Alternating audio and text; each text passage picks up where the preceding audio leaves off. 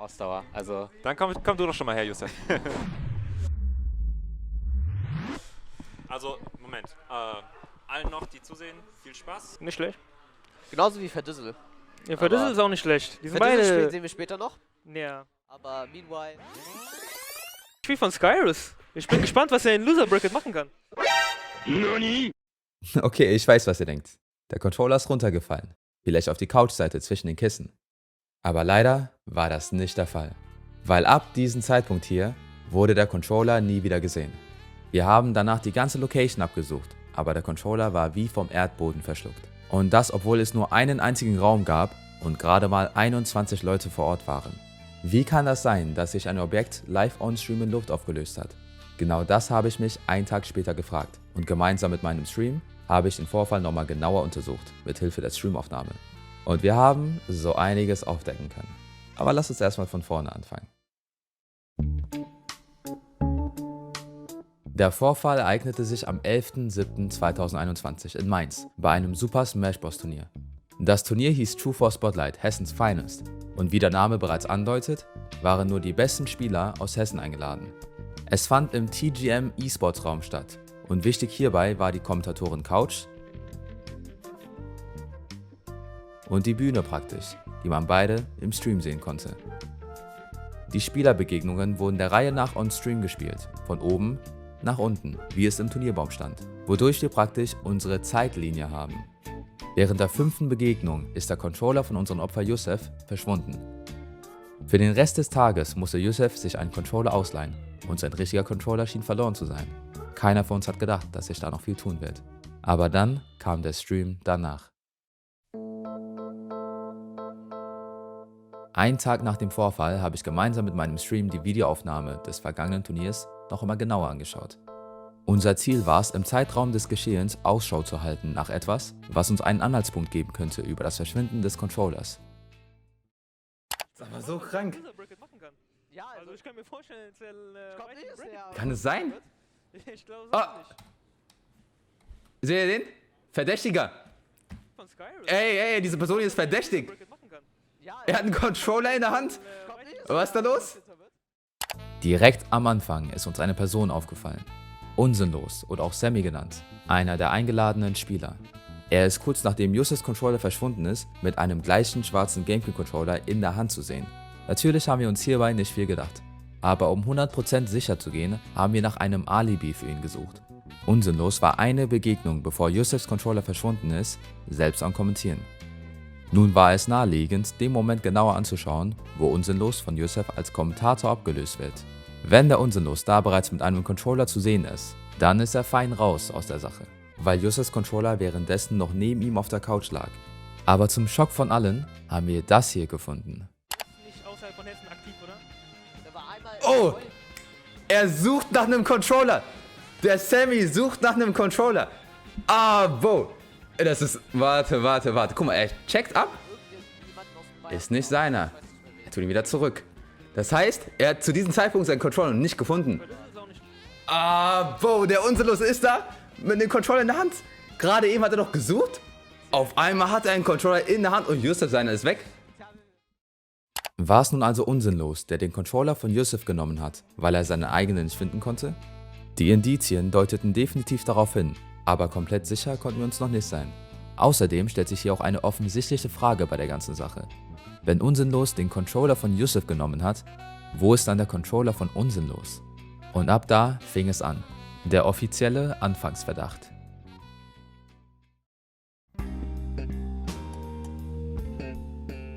Der Unsinnlos war nun unser Tatverdächtiger und unsere wichtigste Fährte. Aber eventuell hat er nur zufällig seinen Controller genau dann wiedergefunden, als der Controller von Youssef verschwunden ist. Unser nächster Plan war daher zu schauen, ob wir den verlorenen Controller von Unsinnlos irgendwie finden können. Der User Clade0 kam dafür auf die Idee, noch weiter zurück in die Vergangenheit zu schauen. Wir wissen, dass der Unsinnlos vor Youssef am Kommentieren war. Die Idee war nun, den Abschnitt zu überprüfen, kurz bevor Unsinnlos als Kommentator zum Einsatz kam, mit der Hoffnung, seinen verlorenen Controller dort irgendwo noch zu sehen. den Larry und die Unsinnlos. Mal, wir müssen nochmal schauen. Der Larry, jetzt der CEO, höchst persönlich, ne? Da war's. Venue hier organisiert. Abgelegt. Er hat hier an der Theke seinen Controller abgelegt, gell? Wichtig hier ist zu wissen, dass direkt neben der Kommentatoren-Couch eine Theke stand, wo Leute oft ihre Sachen kurz abgestellt haben. Aber der Controller war nicht mehr da. Ach du Scheiße, Jungs. Es geht tiefer rein. Sammys Controller wurde auch geklaut und deswegen hat er den Controller geklaut von Yusef. Ach du Kacke. Und hier realisierten wir, der Plot wird immer komplexer. Aber zuerst war es Zeit, den Unsinnlos endlich in den Stream zu holen. Dieser war dann im Streamchat da, wo wir ihn offiziell zur Rede gestellt haben. Okay, Sammy. Setz dich hin. Machst du gemütlich. Alles, was du sagst, kann gegen dich verwendet werden. Ich war's. Okay, guck mal. Yusef, sein Controller ist weg. Und da bist du. Da bist du, Sammy, mit dem Controller in der Hand. Und ey, bevor du was sagst, wir wissen von dir, dass du davor nach dem Controller gesucht hast. Was ist passiert in den Set zwischen mir und dem Skyrus? Wo hast du deinen Controller gefunden? Weil wir wissen auch, wo du deinen Controller hingetan hast. Lag Yusef... Ja, es lag wirklich dort. Du hast gerade gesehen, gell? Unsinnlos, vertusch mal nicht hier die Story. Okay, dann genau da habe ich meinen Controller gefunden. Und dann kennst du wieder Matchup. Unsinnlos, das ist eine Lüge. Ey, das ist eine Lüge. Wow. Das ist... Ey, warte mal. Der Unsinnlos hat somit offiziell gestanden, dass er angeblich seinen Controller auf der Couch gefunden hat. Das bedeutet, unsere Theorie war korrekt. Der Controller von Yusef, der spurlos verschwand, wurde von Unsinnlos genommen. Jedoch hat Unsinnlos noch die Chance bekommen, sich per Telefonat zu verteidigen. Okay, Karl, hörst du mich? Ja, ich höre dich. Alles klar, also, ich habe meinen Controller verlegt, soweit ich mich erinnern kann, als ich selbst am Kommentieren war. Also, ich war am Kommentieren, dann war ich irgendwie beschäftigt und habe gemerkt, ich habe meinen Controller nicht mehr und habe ihn dann gesucht. Habe nicht gefunden und dann habe ich irgendwann von hinterm Commentary Set, habe ich da diesen Controller an der Stelle liegen sehen. Der Controller, der lag. Auf dem Stream zu sehen. An genau der Stelle. Dann bin ich vor den beiden rumgegangen, ich habe nicht da drüber greifen können und hab den genommen und habe drauf geguckt und da war hinten diese Markierung, die habe ich nicht draufgeklebt, ich kann ein Foto davon machen, die ist mega alt, dieses Ding, das ist komplett festgesessen jetzt. Du Kacke. Das ist die Markierung. Habe gesehen, oh, das ist mein Controller. Mhm. Und dann habe ich ihn mir genommen. Das heißt also, Unsinnlos hat zwar den Controller auf der Couch genommen, aber anscheinend war es sein Controller aufgrund der Markierung. Aber wir haben davor doch eigentlich schon gesehen, dass er seinen Controller woanders hingetan hat, nämlich auf die Theke. Aber dann kam der User Takeo SSB auf eine Theorie, die vertauschten Controller.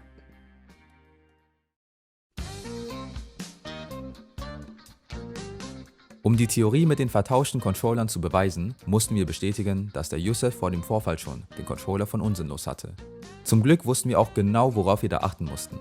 Auf die Rückseite des Controllers. Das heißt also, wir mussten nur eine Szene finden, vor dem Vorfall, wo die Markierung beim Controller sichtbar war. Meinst du dieses Footage hier? Oder meinst du eins von früher? Okay, natürlich, du hast da einen Controller. Aber wer sagt, es ist... Ah, warte! Oh, warte. Warte, ist das Zeichen drauf? Ich kann es nicht sehen. Wie zoomt man? Yusef, tu mal deine Hand weg. Aber auf jeden Fall. Da kommt er. Er nimmt die Hand weg. Ist es der L-Button? Ja, das ist der L-Button, okay. Jetzt, er wechselt die Hand. Keine Markierung. Oder? Ach, der ist aufgewickelt, wirklich? Wir konnten leider unmittelbar vor dem Vorfall keine Szene finden, wo die Markierung hinten am Controller sichtbar war. Wir kamen aber stattdessen dann auf die Idee, die Turnierbegegnung von Yusef gegen Temario anzuschauen. Das war sogar 2 Begegnungen, bevor der Vorfall sich ereignete. Hier. Wo ist der Controller hin? Ah, da liegt er. Ey, ich glaube... Der Sticker ist dran. Seht ihr das? Der ist dran. Ey, der ist dran. 100%. Okay, Sammy, du bist safe. Yo, Sammy, Glückwunsch. Das heißt also, zu diesem Zeitpunkt hatte Yusef bereits den Controller von Unsinnlos. Nun aber die nächste Frage. Seit wann haben die beiden ihre Controller vertauscht? Das nächste Videomaterial, was wir von einem der beiden Spieler hatten, war vom Crew Battle. Das war ein Event, welches sogar noch vor dem 1 gegen 1 Turnier stattfand. Dort verlor Frankfurt haushoch gegen Darmstadt, also es war wirklich sehr dominant. Aber viel wichtiger, unsinnlos kam dafür das Verliererteam Frankfurt zum Einsatz. Und da haben wir dieses Szenario hier entdeckt. Oh, da ist es. Und? Nein. Los. Warte mal. Oh. Hey, ich habe keinen Sticker gesehen, oder? Ey, kein Sticker. Da ist kein Sticker. Ja, jetzt CK. Ah. Überkonfident. Warte. Unsinnlos, next level, gell? Seht den Blick? Er checkt, dass er den falschen Controller hat. Beste Level. Das ist immer oben. Ja, Mann. Okay, warte mal. Wie geht das weiter? Ja, jetzt wird er nochmal. Er hat gerade just das Controller in der Hand. Ich Ich weiß genau, wie es sein wird. Die nächsten 3 Wochen, der wird immer sagen, ey, was wollen wir? Sammy hat bis jetzt nur die Wahl. Oh, was Hä? Für Dizzle? Was? Für Dizzle? ist arrogant. Wie jetzt? Was hat dir für Dizzle in die Hand gedrückt? Ich weiß genau, wie man damit. Und das war dann deiner? Okay, lass uns kurz zusammenfassen, was hier alles passiert ist. Laut Unsinnlos hat er anfangs einen falschen Controller gehabt, was er kurz darauf bemerkt hat. Der Verdizzle, auch ein eingeladener Spieler, hat ihm danach seinen richtigen Controller überreicht, nachdem Unsinnlos darauf gezeigt hat. Wichtig hier ist zu wissen, dass unmittelbar vor der Bühne ein Tisch existierte, der von den Spielern praktisch als Abstelltisch benutzt worden ist. Dort lagen die gesamten Besitztümer der Spieler und es kann sein, dass Unsinnlos dort kurzzeitig den Controller von Yusuf versehentlich genommen hat. Wir haben kurz darauf Unsinnlos nochmal angerufen, der die Situation danach etwas genauer erläutert hat. Nach dem Crew-Battle hatte ich meinen Controller halt noch und dann hatte ich erstmal lange Zeit, weil ich auf mein Set warten musste. Bis mein Set war als allerletztes dran. Ich hatte auch sogar noch Zeit bis zum Kommentieren, deshalb bin ich erstmal essen gegangen. Da sollte ich meinen Controller in meinen Rucksack gepackt haben. Nach dem Crew-Battle war mein Controller weg, aus dem Spiel erstmal. Genau, und als ich vom Essen wiedergekommen bin, Ja. habe ich dann wieder geholt und habe ich von Larry erfahren, ja, kommentieren. Hab dann noch Zeug gemacht, bis ich kommentieren musste. Ich weiß nicht mehr, was ich gemacht habe, aber gespielt habe ich, glaube ich, nicht. Und bin einfach nur rumgelaufen und weiß nicht, wo ich meinen Controller abgelegt habe, weil ich blöd bin. Und habe dann kommentiert. Okay, das heißt also, bis der Unsinnlos vom Essen wiederkam, war sein Controller erstmal aus dem Spiel raus. Der entscheidende Punkt ist nun dieses Szenario, nachdem Unsinnlos wieder vom Essen zurück war. Das war kurz vor der Begegnung zwischen Yusuf gegen Timario und man kann hier beide Beteiligten mit einem Controller in der Hand sehen. Wir wissen, dass Yusuf hier schon auf jeden Fall den Controller von Unsinnlos hatte, da er auf dem Weg zu seinem Spiel gegen Timario war. Und das bedeutet, Unsinnlos hatte hier wahrscheinlich Yusufs Controller in der Hand und hat diesen auf die Theke hingelegt. Aber wo ist dieser Controller nun hin verschwunden?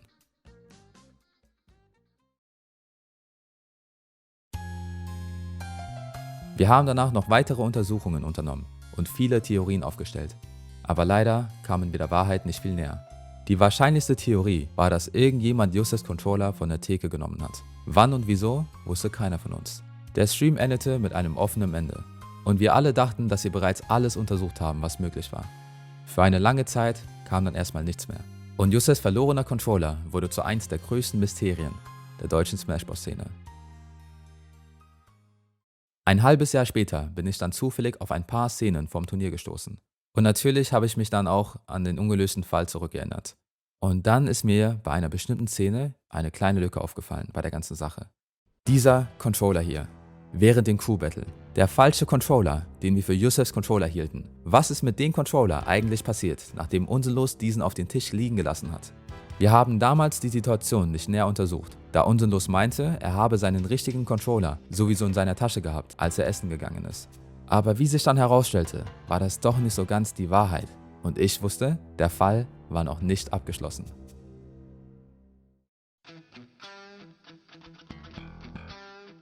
Kurz nach den neuen Erkenntnissen habe ich meinen Stream angeschmissen für eine letzte Ermittlung.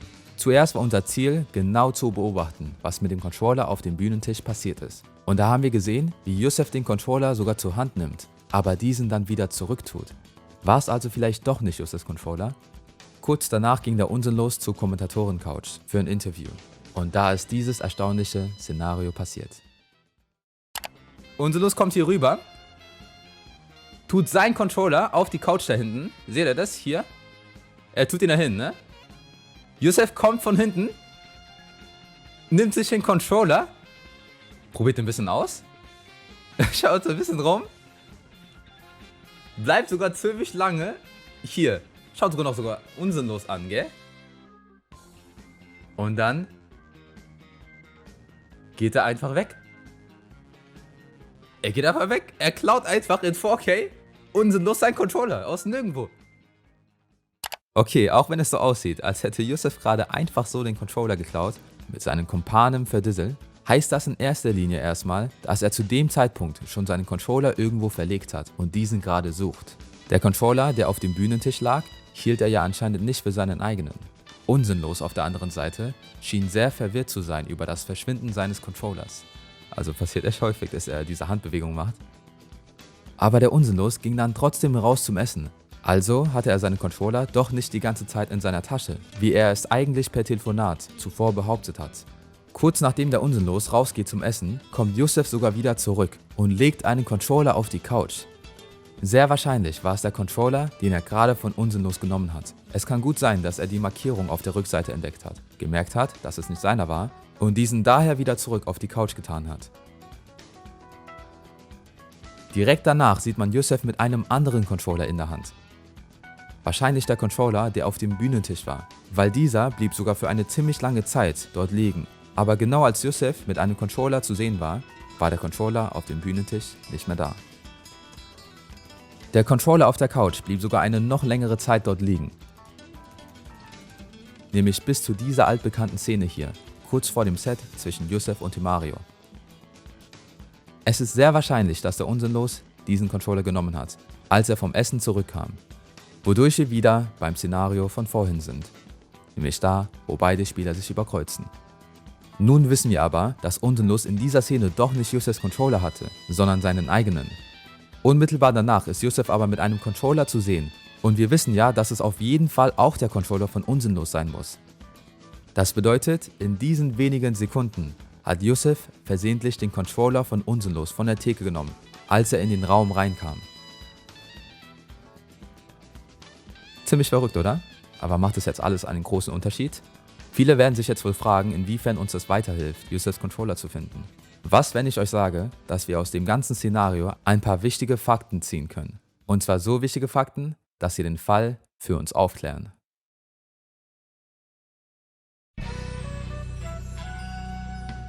Erstens. Yusuf konnte nicht unterscheiden, ob er jetzt seinen eigenen Controller hatte oder den Controller von Unsinnlos. Er hat uns gesagt, dass er stets auf den Zustand des Control-Sticks geachtet hat, um seinen eigenen Controller zu identifizieren. Und wie es scheint, waren sich beide Controller in der Hinsicht sehr ähnlich. Da der Controller auch meistens eingewickelt war, konnte man die Markierung hinten nur schwer erkennen. Zweitens. Yusuf konnte seinen eigenen Controller anscheinend auch nicht gut erkennen. Hier konnte man ja zum Beispiel sehen, wie er seinen eigenen Controller nach kurzem Probieren wieder auf den Bühnentisch zurückgelegt hat. Dass der Yusuf seinen Controller nicht gut erkennen konnte, lag auch daran, dass der Controller anscheinend nur spezifisch für dieses Turnier hier ausgeliehen war. Von einem Freund, laut seiner Aussage nach. Deswegen war er auch besonders mitgenommen, als er diesen verloren hat. Das heißt also, der Controller von Unsinnlos war für den Yusuf praktisch wie sein eigentlicher Controller. Aber das Ganze wurde dann noch schlimmer, als er bei der Begegnung gegen Timario versehentlich mit dem Controller von Unsinnlos gespielt hat. Laut seiner Aussage nach hat er bis zu diesem Zeitpunkt keine Freeplay-Spiele gespielt, wodurch die Turnierbegegnung mit Timario für Yusuf besonders ausschlaggebend war, um sich weiter mit seinem Controller vertraut zu machen.